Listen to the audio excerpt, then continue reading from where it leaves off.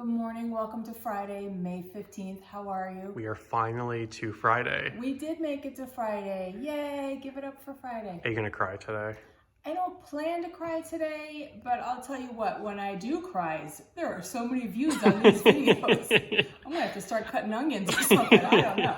All right, so today is National Chocolate Chip Day. So I'm going to cook this while I prep. This is a chocolate chip cookie in a cup.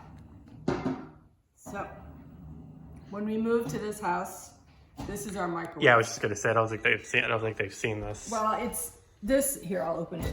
Right. This was the biggest selling feature for this house when we moved in here. Dylan was like, "Have you seen the microwave?" We've gotten a little bit. It's grown a little tiresome, especially because it takes forever to open. It's the mouse in there that has to run. Okay. So anyway, so it's a chocolate chip cookie in a cup. It really only makes one. So while that's cooking, we'll prep a second one. So you're gonna take butter that's melted, that I've had sitting a little bit, so it's not really melted anymore, but it's fine. All right. That looks great, Mom. Thank you. Plop it in there. Then you're gonna add white sugar, brown sugar, and I will of course attach the recipe. Don't worry. Salt. They wanted 3 drops of vanilla. Good luck with that. I just did like Have you tried this yet, or? Yes. You have? Okay. And Your brother and I made it the other day. And do you approve? Oh, it's delicious. Okay. When it comes out, it is hot as lava. So, oh, see, it's done already. All right. So, mixy, mixy, mixy. Now, you're adding an egg yolk only. He goes in. Mixy, mixy, mixy. You're gonna add in flour. Spill some if you can. Mixy, mixy, mixy.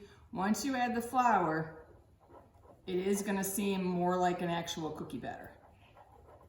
I need your brother here for his super strength. Okay, now you add your chocolate chips.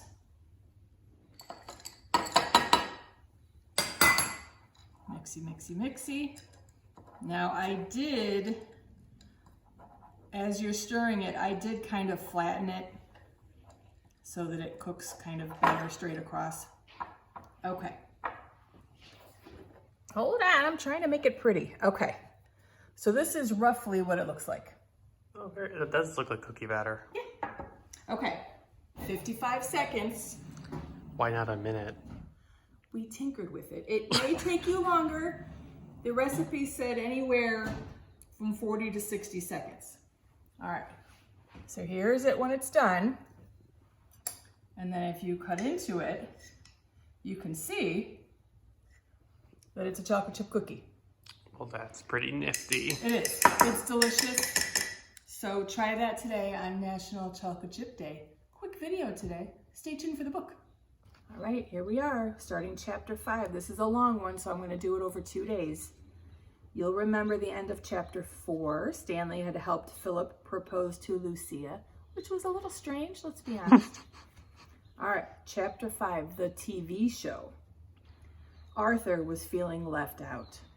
Stanley always gets to have interesting adventures, he said, and that newspaper story was just about him. Nobody seems interested in me.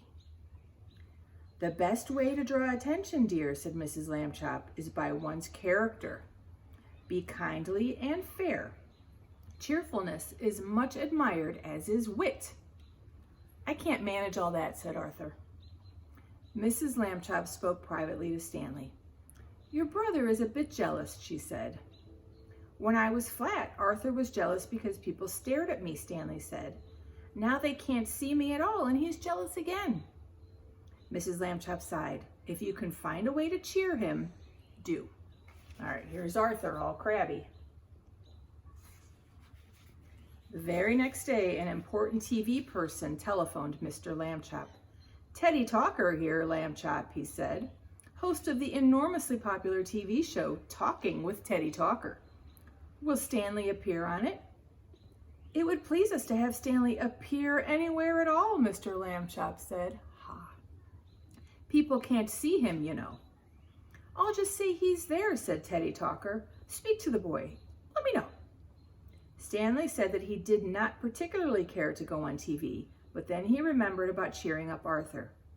All right, he said, but Arthur too. He likes to tell jokes and do magic tricks. Say we'll both be on the show. Arthur was very pleased, and that evening the brothers planned what they would do. The next morning, Mr. Lambchop told Teddy Talker, Excellent plan, said the TV man. This Friday, yes? Thank you, Lambchop. Welcome, everybody, said Teddy Talker that Friday evening from the stage of his TV show. Wonderful guests tonight, including an invisible boy. In the front row, applauding with the rest of the audience, Mr. and Mrs. Lambchop thought of Stanley and Arthur, now waiting in a dressing room backstage. How excited they must be. The other guests were already seated on the sofa by Teddy Talker's desk. He chatted first with a lady who had written a book about sausage, next with a tennis champion who had become a rabbi, then with a very pretty young woman who had won a beauty contest, but planned now to devote herself to the cause of world peace. At last came the announcement that began the Lambchop plan. All right, here's the picture. Teddy the Talker. It's quite the hairdo. It is. Invisible Stanley has been delayed, but will be here shortly, Teddy Talker told the audience. Meanwhile, we are fortunate in having with us his very talented brother. Protests rose. Brother? A visible brother? Drat. Good thing we got in free. Ladies and gentlemen, said Teddy Talker, mirth and magic with Arthur Lambchop. All right, there's Arthur. Arthur stepped out onto the stage wearing a smart black magician's cape Mrs. Lambchop had made for him and carrying a small box, which he placed on Teddy Talker's desk. Hello, everybody, he said. The box is for later. Now let's have fun. Heard the story about the 3 holes in the ground? He waited, smiling. Well, well, well. Ha. 2 people laughed, but that was all. I don't understand, said a lady sitting behind Mr. and Mrs. Lambchop. Mr. Lambchop turned around in his seat. A well is a hole in the ground, he said. Well, well, well. 3 holes. Ah, I see, said the lady. A riddle, ladies and gentlemen, cried Arthur. Where do kings keep their armies? Where? Someone called. In their sleeveys, said Arthur. Many people laughed now, including the lady who had missed the first joke. I got that one, she said. A mind-reading trick, Arthur announced. He shuffled a deck of cards and let Teddy Talker draw one. Don't let me see it, he said, but look at it. Picture it in your mind. I will concentrate using my magic powers. Arthur closed his eyes. Your card, sir, is the 4 of hearts. It is, cried Teddy Talker. It is the 4 of hearts. Voices rose again. Incredible! He can read minds. So young, too. Do that one again, lad. Certainly, said Arthur.